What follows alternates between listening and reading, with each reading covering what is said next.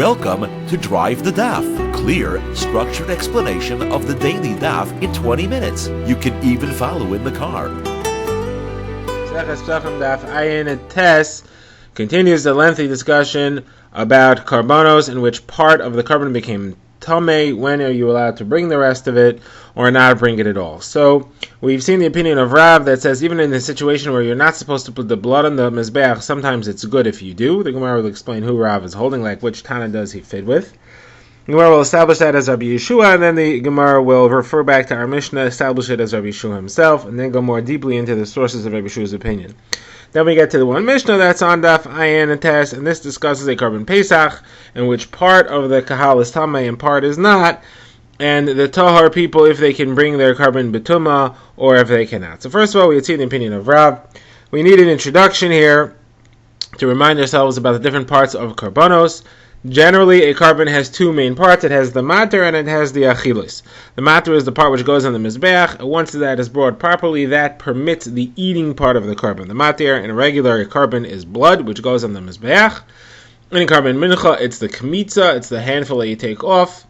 And there's the she'elechem, which doesn't have a mater at all. Now, the achilos is the part which is eaten. Eaten could mean that it goes on the mizbeach and it's eaten by the mizbeach, or eaten could be eaten by kahanim, or eating could be eaten by the owners, or eating could refer to the meats, eating could refer to the flour of a carbon mincha. Now, some karbonos also have a chelev, which is fats, and a murum, which go on the mizbeach. That's not considered part of the eating. There is a separate part. That would be a third part of that carbon itself. So the Gemara has seen the opinion of Rav. Rav has said that even in a situation where the meat becomes messed up, it becomes disqualified, either because it's lost, it's burned, it's disappeared, or it becomes tamei. And if we're holding that you're not supposed to put the blood on the mizbeach in a case like that, each opinion as it fits, nevertheless, if you did it anyway, it's kosher, and the mizbeach, the carbon has been done properly, and it works. The person who brought it is yotza, whatever chiv he had. So Gemara is trying to figure out who this is. We had already seen a couple of attempts to establish this. The Gemara now says that this is really the opinion of Rabbi Yeshua. Rabbi Yeshua is the one who says that even in a situation where you weren't supposed to put the dam on the mizbeach because the other parts of the carbon are disqualified, if you did it, it's still kosher. And the Gemara quotes Rabbi Yeshua's opinion.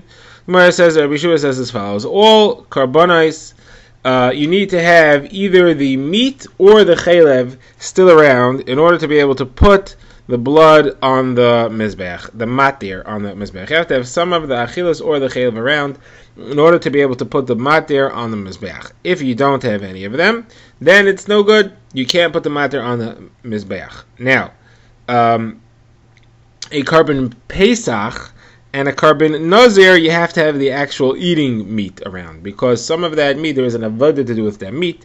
In a carbon Pesach, it has to be eaten, otherwise the carbon is useless. And in a carbon of a nazir, there's certain avodos, there's waving, and the it has to be used in the fire. There's certain things that have to be used as far as the meat parts of the carbon nazir. It's useless if you don't have that. And therefore, in a carbon nazir, it's not enough to have chelev around. Other karbonos, it's enough to have either the chelev or the meat. The carbon Pesach or carbon nazir, you have to have the actual eating parts of the meats. The chelev is not enough. However, Rabbi Yeshua does go further, and he says even in a case where you don't have the chelev or the meats, or in a case of a carbon Pesach or a carbon nazir where you don't have their main meats around, and you're not supposed to put the matir, the blood, on the mizbech, if you do, it's kosher, the carbon is kosher, and it's all okay. The one situation in which it's no good, he adds, is if the bailim, the owner, became tamei himself. In a carbon Pesach, that's useless because now nobody can eat this carbon, and therefore it's no good. The bailam is supposed to now wait until Pesach Sheni. A carbon of a nazir, he's not a nazir anymore. His nazirus is messed up because he became tamei, and therefore the carbon is pasul entirely. But here you do see the opinion of Rabbi Yeshua that even when you're not supposed to put the blood on the mizbech, if you do, it's kosher, and that's who Rav is holding like. Okay, now we learned the opinion of Rabbi Yeshua. The Gemara now says that Rabbi Yeshua fits perfectly into our most recent Mishnah, which said that either a concise of the chelev or a concise of the achilos, the eating parts of the carbon, either one allows the matter, the blood, to be brought on the mizbeach. The Gemara now goes deep into Rabbi Yeshua's opinion. The Gemara says Rabbi Yeshua holds either one. You need a concise of either one. Half a concise of each is not enough. You can't have half a concise of chelev and half a concise of meat and combine those to one shear. That does not count. The The Gemara says, however, in a carbon oila, it does count. Why? Because since it's being eaten by the mizbeach, so both the chaylev and the meats are going on the mizbeach, they can combine. They half a concise of each of them combines, and that's enough. Then the Bryce over here says further, in a carbon mincha, you can't put the blood on the mizbeach. The Gemara says carbon mincha is flour. What does flour have to do with blood? The Gemara says we're talking about the mincha that goes together with a carbon of an animal as nesachim. There's mincha that is brought. There's flour that's brought together with karbanos. That mincha flour being around is not enough of a achila to allow the blood to go on the mizbech. Meaning, if all the meat is gone, but you say, well, I still have the flour, that's not enough. The flour, the mincha, is not enough. That does not allow the matter to be brought. Okay, now the Gemara says, what is the sources of these halachas? Where does Rabbi Shimon know that if you have a chaylev around, the chaylev is enough? You don't have to have any of the meat.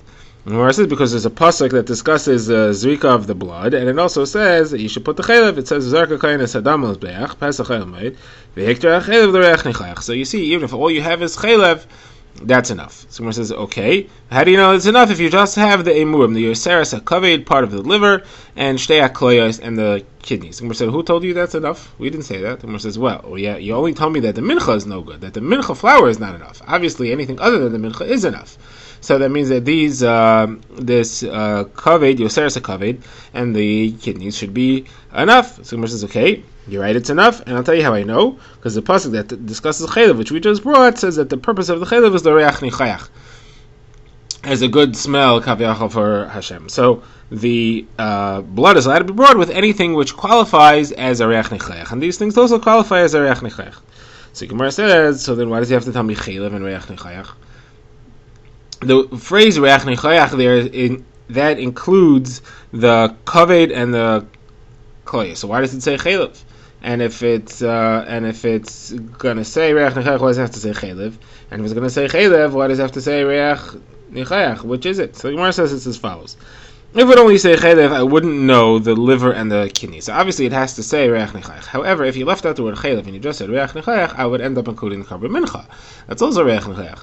Therefore, I say chaylev and reach nichayach, and therefore we know that it's limited to something which is similar to the chaylev. And therefore, the matter has to be either the meat, or the chaylev, or the yoseres and the koyos, but they cannot be the carbon mincha. Now we get to our next Mishnah, which discusses the halacha. If the people want to bring a carbon pesach, but part of the people are tamei and part of the people are tahor, how does that work? And so the Mishnah teaches as follows. There are two groups for which tumah is relevant. There is Klal Yisrael, the Yisraelim who are bringing the carbon, and then there are the Kahanim who are doing the avodah. So the Mishnah says, if a majority of Yisrael are Tameim, or if the Kahanim are Tamei, that's a situation in which it's called Roiv Tamei, and the halacha is that everybody's allowed to bring the carbon B'tumah. Tumah B'tzibor or Rov Tzibor, majority of the Tzibor is Mutter, and therefore everybody can bring it B'torah. Even those who are Tehorin are allowed to bring their carbon B'tumah. They're allowed to bring it with Tamei Kahanim, they're allowed to be Mitame, they're allowed to eat it if it becomes a Tamei, it's all fine. Once you have a situation where a majority of either Yisrael or Kahanim are Tmeim, everybody's allowed to bring B'tumah. Now, what's the halacha if it is a minority that is Tamei? So there is no heter to the Tumah. So the Tahorim have to bring a regular Pesach Rishon B'Tahara. The Tmeim cannot bring a Pesach, they have to bring the carbon Pesach on Pesach Sheni. Now the Gemara quotes a brisa which adds a third type of tumah that could make tumah mutter, and that's if the kli shares, the kalim in the Beis Hamikdash, which are used to process the carbon, if they are tamei. Not only if the Yisraelim, the owners, are tameim, or the kahanim are tameim, even if just the kli shares are tamei, that also makes it mutter to bring these karbonos, because those kli shares are going to be metamei everyone and everything that's involved. So now the Gemara says, well, let's go slowly here. It depends who's becoming tamei from the kli shares. And that depends on what type of tumah does the kli shares have. So let's say, for example, the shechita knife that's used in the Beis Hamikdash is tamei. So Rav Chizda says it makes a difference. If it is tamei from a tamei mace, so the halacha is that any metal kli that touches a tamei mace becomes an avatumah itself, and then is matamei a person that touches it. This is learned out of the pasuk that says b'chal cherev. Here we see that the sword that kills the person has the same status of tumah as the dead person himself, and it goes in its matame people that touch it. Therefore, what happens? The shechita knife is tummy mace; it's an avatoma. It'll be matame the kohen. If it's metame the Kohen, that means that the carbon and everybody who's involved is going to become completely tameh, and there is no lighter tuma around and stricter tuma around. Everybody's full tuma, and therefore everybody is completely permitted. All the tumas are permitted. It says of Chisda, however, if the knife was tameh from a sheretz, so then the knife is a rishon l'tuma. Rishon l'tuma, the halacha is it can only be metame food, so it'll be metame the carbon meat. The carbon meat is now tameh, but the Kohen who touches the knife and the people, the Yisraelim, are processing it, they're all stay tahar. Now, says Rav Chisda, therefore tameh people are not allowed to eat this carbon now. Why? Because the carbon's tameh, but the person's not tameh. So if you eat a tameh carbon, all you are needing to matir is an iser lav of eating tameh carbon meat. However, if a tameh person comes and he himself is tameh, in order to allow him to eat it, you have to matir an iser kares of a tameh person eating carbon meat. That we don't have a heter for. We only have a situation in which the majority of the meats that will be eaten will be tameh as a lav. The iser that'll be happening here that applies to everybody is the of eating tameh carbon meat. That's a lav. However, for tameim to come and eat, that's an iser kares, and therefore there is no heter applying to them. Those people still have to wait for Pesach Sheni. So Rav Chisda is saying again, when we say that the kli shares being tameh allows everybody else to bring their carbon, even the tameh people, that's only if the kli shares are tameh mace, which makes everything tameh mace.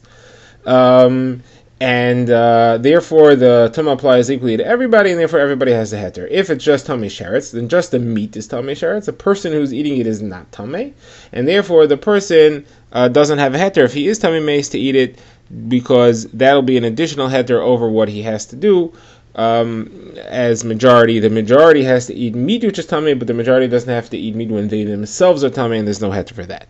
Now, says the Gemara, that's Rav Chisda's opinion, but Rava disagrees. Rava says they're allowed to. First of all, the Gemara analyzes this machlokes. The Gemara says, you see, Rav Chisda holds that tumah duchuya. Tumah is pushed off. That means that when you have a majority of the congregation that is tameh, it doesn't make it mutter. It makes it pushed off. We only push off the minimum that we're allowed to push off. We don't push any further. We don't say all the tumah is gone, it's finished, it's completely absolved. It's still a problem, and you try to get away with as little tumah as you can. Now, Rava has a special gzeres akasa for his halach. Rava says, I have a special pasuk that teaches me that the two isurim, that of eating tameh carbon meat and that of a tameh person eating meat, those two are dependent on each other. He has a pasuk that says, "V'abasar sheyiga b'chol tameh lo yechal b'eish yisaref." That teaches you're not allowed to eat tameh carbon meat. And the second half of the pasuk says, "V'abasar kol tahar yochal basar." Only a tahar person is allowed to eat it. So as long as the meat is tahar, it has to be eaten by a tahar person. Once the meat is tameh and there is no problem of eating that tameh meat, because you have a heter of tzibor, there was also no problem of tameh people eating it, and therefore it's not true what Rav Chisda said that you want to restrict the eating to tahar people eating tameh meat, and you don't want to allow tameh people to eat carbon meat. Therefore, you don't have to worry about it, and even if it's just a sheretz that's betameh the knife, the meat is tameh anyway, and there's no iser of tameh people eating the meat. Okay, that concludes this discussion. The Gemara, for the rest of the daf, launches into a discussion about what happens when it's 50-50. Half of Klal Yisrael is tahar, half of Klal Yisrael is tameh. As we have seen, usually it follows the majority. If the majority of the congregation is tameh, everybody's allowed to bring a carbon, even the tahirim allowed to bring it betumah. If the majority is tahar, only a minority is tameh, then the tameh people have to wait for Pesach Sheni, and the tahar people are allowed to bring it, but they're only allowed to bring it to tahara. So the Gemara says, what happens if it's 50-50? So the Gemara says, it's a machlokes between Rav and Rav Kahana, and we have two versions as to what Rav Kahana said precisely. So we have three opinions here. So Gemara says, first of all, Rav's opinion is that when it's 50-50, each 50 counts as a roiv. Therefore, the halacha ends up being as follows. The tameh people can bring the Pesach Rishon Bituma, because they view themselves as a majority, and therefore they say, we are tameh, we are a majority, we're 50%, right? 50% counts as a majority, so we are majority, and therefore we say that the majority are tamei, and everybody's allowed to bring betuma. So we're definitely allowed to bring the carbon betuma right now. We don't wait for Pesach Sheni. The Tahirim say, look, we are the majority, we are Tahirim, and therefore we bring the carbon now, but they have to bring it betahara. They can't bring it betuma because they say that the majority are tahar. There is no heter to bring betuma. Okay. That's Rav's opinion. Now Rav Kahana, in his first version, says as follows: each one does not count as a roiv, each one counts as a minority. Therefore, the halacha ends up being as follows: the tahar people are allowed to bring the carbon Pesach on Pesach Rishon, and the reason is they're a minority, and therefore they cannot say, well, it's rov tzibur tmeim. They're viewed as a minority, but they're allowed to bring it. They're allowed to bring it b'tahara, just like you are always allowed to bring the tahirin are always allowed to bring a carbon Pesach b'tahara, no problem, even if they are the minority. Certainly, if they would be the majority, they'd be allowed to. Now, the Tmeim, they also have to view themselves as a minority, and therefore they can't bring a Pesach Rishon. It's minority Tmeim. They have to wait for Pesach Sheni. They could bring Pesach Sheni. Now, the second version of Rav Kahana says that the Tmeim are not even allowed to bring Pesach Sheni, because the Tmeim aren't a minority. The Tmeim are neither a majority nor a minority. So the Tahirim, they're not a minority nor a majority. Either way, they're allowed to bring a carbon Pesach and a Pesach Rishon b'tahara. Whether they're a majority or a minority, they're allowed to bring it. There's no problem. The Tmeim, however, are only allowed to bring, if they would be the majority, they would bring Pesach Rishon. If they'd be the minority, they'd bring Pesach Sheni. But they're neither. They're not the minority or the majority. It doesn't count as either. And therefore, they can't bring not Pesach Rishon and not Pesach Sheni. They can't bring it all together. The Gemara now attempts to bring a raya from our Mishnah. What did our Mishnah say the halacha is? So let's discuss specifically the Tmein. What do the Tmein do? So our Mishnah had said that if Roiv the Klal Yisrael Tmein, so then our Mishnah had said, so then the Tmein are allowed to bring Pesach Rishon, they're allowed to.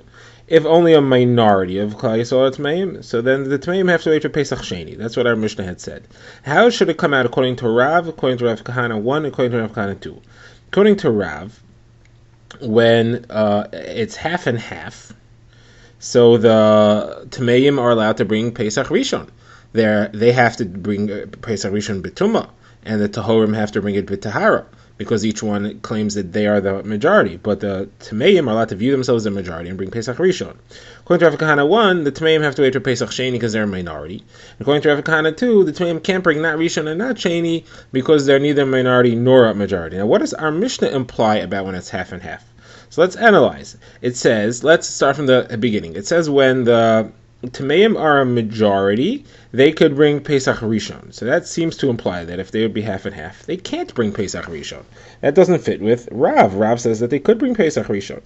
So Gemara says, no, when they're half and half, they could also bring Pesach Rishon, but it's different than our Mishnah's halacha. Our Mishnah said that when they're the majority, when the Tmeim are the majority, they could bring Pesach Rishon, and even the Tahorin are allowed to bring Betuma because Rav of Klal Yisrael is Tmeim. That's why our Mishnah only spoke about when the Tmeim are a Roiv. If the Tmeim would be 50-50, the Tmeim would still be allowed to bring Pesach Rishon because they view themselves as a majority. But there, the Tahorim have to bring B'tahara because they view themselves as a majority, and there's no heter for them to bring B'tumah. That's the implication. Now, Rav says, I'll prove to you that this is the pshat, because look at the second half of the Mishnah. Second half of the Mishnah says that when the Tmeim are the minority, they have to wait for Pesach Sheni. So according to me, that makes a lot of sense. The Tmeim are the minority, only then they have to wait for Pesach Sheni. If it would be half and half, though, then the Tmeim would be able to bring Pesach Rishon, because they say, look, the Tmeim, they claim that they're the majority. Since they're half, they're allowed to view themselves as the majority, and they could bring Pesach Rishon. So you see that it's really a proof to me. So Gemara says, okay, so how's Rav Kahana going to answer that? Rav's saying, very good. It says in the Mishnah clearly that only when it's a miyat, when the Tmeim are a minority, do they have to wait for Pesach Sheni. That seems to imply that when it's 50-50, they could bring in Pesach Rishon. So the Gemara says, Rav Kahana will tell you, that's not the implication. The implication is that when it's 50-50, they can't bring it all. They're not allowed to bring, because they can't view themselves as the majority or the minority. That's why the Mishnah says when they're a clear minority, they could bring Pesach Sheni, because when they're a majority, they can't bring it all. The Mishnah says that's good according to the second version of Rav Kahana, that when they're 50-50, they can't bring it all. But according to the first version, that when they're 50-50, they're allowed to bring Pesach Sheni. So why does our Mishnah say that only when they're a minority they bring Pesach Sheni? When they're 50-50, they should also be able to bring Pesach Sheni. The Mishnah says that's not a problem. Rav Kahana will tell you the second half of the Mishnah when it said that they're minority, they bring Pesach Sheni. It was also if they're 50-50, they're allowed to bring Pesach Sheni. Why did it say minority if it's true even when it's 50-50? Well, because the first half of the Mishnah said majority, so the second half of the Mishnah said minority. But really, if it's 50-50, the same thing would be true. Okay, that ends the proofs. The Gemara now finds three separate brises. Each brisa says like one of the three opinions explicitly. Then the Gemara is going to try to explain how each of the other two opinions will explain the brisa that fits with the other opinions, how it could really fit with each of the other two. So first of all, the Gemara brings the brises. One says explicitly, like Rav's first lashon, that the Tamein, when it's 50-50, the Tameim can bring a Pesach Rishon. The next one says explicitly, like Rav Kahana's first version, that when it's 50-50, the Tameim can bring Pesach Sheni. And the other says explicitly, like Rav Kahana's third version, when it's 50-50, the Tameim can not bring at all, not Rishon and not Sheni. Now the Gemara will explain how is each opinion going to explain the brises that go like the other opinions. So the Gemara is going to say it really depends on the women that are involved, and it's as follows: where the reason why there's a brisa that says differently than each opinion, each one will say the reason why there's a brisa that says differently than me is because it's counting the women in some ways and not in other ways, because the women, when you count the women, only if it's a chova, only if they're obligated in the carbon. And some of these brises hold that the women are obligated in Pesach Rishon and not Pesach Sheni. And some hold that they are not obligated in Pesach Rishon or Pesach Sheni, it's only Rishos. And it works out as follows. The brisa, which says explicitly like Rav Kahana's second version, that when it's 50-50, the Tameim can bring Pesach Sheni. The Tameim are pushed over to Pesach Sheni. So how is Rav going to understand it, and how is Rav Kahana's second version going to understand it? So the Gemara says they're both going to give the following explanation. They're both going to say, when we say it's 50-50, the males are Rov Tahorim, and adding the women in makes it 50-50. Since it's Rov Tahorim, both of them will say that the Tameim are really pushed off to Pesach Sheni. It's Rov Tahorim. The women don't count. This brisa calls it 50-50 because it's counting the women, but the women are only Rishos, and this brisa holds that women are only Rishos both Pesach Rishon and Pesach Sheni. Therefore, they don't count towards the calculation as far as the Tameim are concerned, and the Tameim are a miyat, and they're pushed off to Pesach Sheni, and that's what this brisa says, they go to Pesach Sheni. Rav Kahana's first version will say, no, we're referring to when it was 50-50, and like I said, 50-50, the Tameim go to Pesach Sheni. Now, the brisa that says like Rav Kahana's second version, that says that the Tameim cannot bring not Pesach Rishon and not Pesach Sheni, so here, Rav and Rav Kahana's first version have to explain it, so they're going to have slightly different explanations. What's common between them is that they will say that this Tana holds that Pesach Rishon is obligatory for the women, and therefore in Pesach Rishon you count the women. Pesach Sheni is a Rishos, and therefore you don't count the women. How does it work out? So Rav says as follows. Rav says we're talking about a case where it's 50% male, where if you look just at the men, they're 50-50. The women are more Tahirim than Tamein, and therefore the women shift the balance from 50-50 to Rov Tahorim. Therefore, Pesach Rishon, when we count the women, it's Rov Tahorim, and therefore the Tameim can't bring Pesach Sheni. What about Pesach Sheni? Pesach Sheni is a Rishus for the women, therefore we don't count the women. Therefore it goes back to 50-50. It goes back to 50-50, then Rav says, my Shita kicks in. It says when it's 50-50, the Tameim was supposed to bring Pesach Rishon. Now they can't bring Pesach Sheni anymore. Therefore they're disqualified both from Pesach Rishon and from Pesach Sheni. They're disqualified from Pesach Rishon because we count the women and it's Rov Tahorim. They're disqualified from Pesach Sheni because we don't count the women and it goes back to 50-50, and you can't count the Tameim can't bring. Now, Rav Kahana's second version fits with this. Rav Kahana's first version will say very similarly. He'll say that the cases where if you're counting the men, it's Rov Tameim. It's Rov Tameim. And the women make it Rov Tahorim. Therefore, when you're counting, when it's Pesach Rishon, so you're counting the women, it's Rov Tahorim, and the Tameim are pushed up to Pesach Sheni. When you're looking at Pesach Sheni, you don't count the women because it's just Roshos, and therefore goes back to being Rov Tameim. When it's Rov Tameim, the Tameim were supposed to bring Pesach Rishon. They can't bring Pesach Sheni anymore, and therefore they can't bring either of these. Now the Gemara says, the Brisa that says explicitly like Rav, how is Rav Kahana's two versions going to explain it? So here the Gemara doesn't try to fit it in. The Gemara says he's just going to say it's a Machlokes Tanaim. There are some Tanaim who say like Rav, that 50-50 counts as Roiv, and there are some Tanaim who say like me, the 50-50 don't count as Roiv. Either they count as Rav, like Rav Kahana's first version, they count as minority, or they count as neither majority or... Drive the Daf is a project of the Grand Woodlands Shul and is presented by Rabbi Yitzchak Landa. Find us on YouTube or subscribe to daily emails by emailing drivethedaf@gmail.com.